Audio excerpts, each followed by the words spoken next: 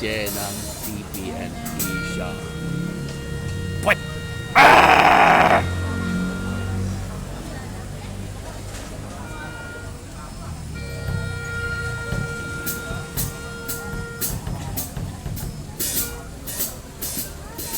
Kanina pong hapon, mga bandang alas 3 na nag-delay po yung aming pasayo dahil meron isang miyembro ng banda ng Santa Maria de Betania ang hinimatay sa sobrang init. Sobrang init. Kami nakaalis agad sa eskwelahan. Nilagyan ng mga pangunahing lunas at hindi pwedeng iwan yung isang miyembro na hinimatay kanina. Ngayon po ay okay na. Magaling na. Ano, pwede naman, maestro?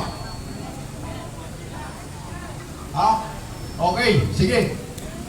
Pangunahing ating gagawin sa gabi ito,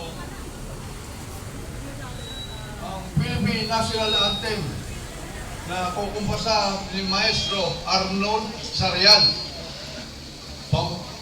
Ito po ay ginagawa ng mga banda bago magsimula ang serenata o konsyerto.